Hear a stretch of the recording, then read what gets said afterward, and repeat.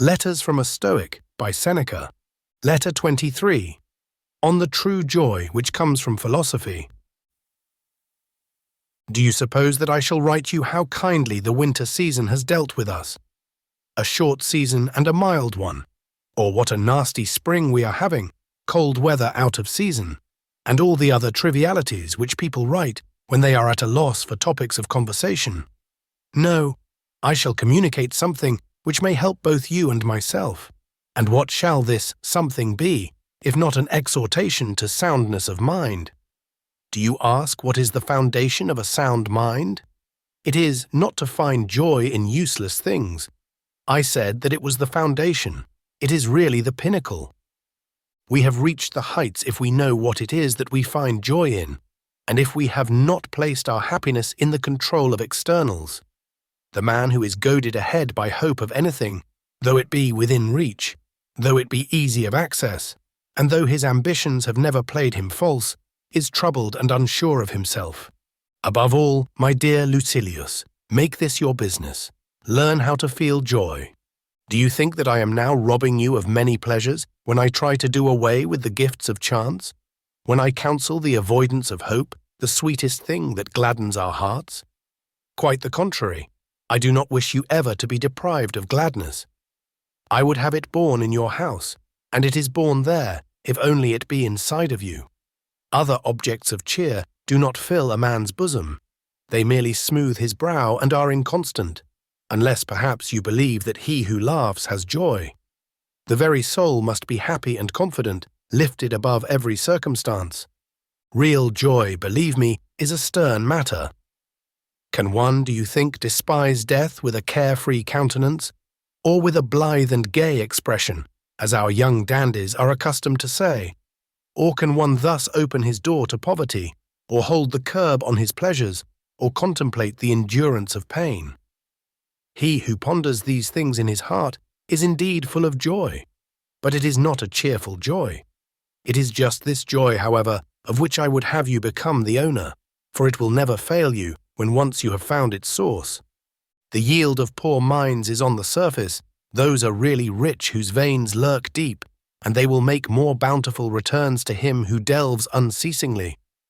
So too those baubles which delight the common crowd afford but a thin pleasure, laid on as a coating, and even joy that is only plated lacks a real basis. But the joy of which I speak, that to which I am endeavoring to lead you, is something solid, disclosing itself the more fully as you penetrate into it. Therefore I pray you, my dearest Lucilius, do the one thing that can render you really happy. Cast aside and trample underfoot all the things that glitter outwardly and are held out to you by another or as obtainable from another. Look toward the true good, and rejoice only in that which comes from your own store. And what do I mean by from your own store? I mean from your very self, that which is the best part of you. The frail body also, even though we can accomplish nothing without it, is to be regarded as necessary rather than as important. It involves us in vain pleasures, short-lived and soon to be regretted, which, unless they are reined in by extreme self-control, will be transformed into the opposite. This is what I mean. Pleasure, unless it has been kept within bounds, tends to rush headlong into the abyss of sorrow.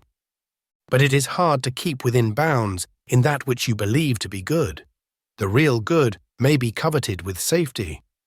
Do you ask me what this real good is, and whence it derives? I will tell you, it comes from a good conscience, from honorable purposes, from right actions, from contempt of the gifts of chance, from an even and calm way of living which treads but one path. For men who leap from one purpose to another, or do not even leap but are carried over by a sort of hazard, how can such wavering and unstable persons possess any good that is fixed and lasting? There are only a few who control themselves and their affairs by a guiding purpose. The rest do not proceed. They are merely swept along, like objects afloat in a river. And of these objects, some are held back by sluggish waters and are transported gently. Others are torn along by a more violent current. Some, which are nearest the bank, are left there as the current slackens, and others are carried out to sea by the onrush of the stream. Therefore, we should decide what we wish and abide by the decision. Now is the time for me to pay my debt. I can give you a saying of your friend Epicurus and thus clear this letter of its obligation. It is bothersome always to be beginning life. Or another, which will perhaps express the meaning better. They live ill who are always beginning to live. You are right in asking why. The saying certainly stands in need of a commentary. It is because the life of such persons is always incomplete. But a man cannot stand prepared for the approach of death if he has just begun to live. We must make it our aim already to have lived long enough. No one deems that he has done so if he is just on the point of planning his life. You need not think that there are few of this kind. Practically everyone is of such a stamp. Some men indeed only begin to live when it is time for them to leave off living. And if this seems surprising to you, I shall add that which will surprise you still more.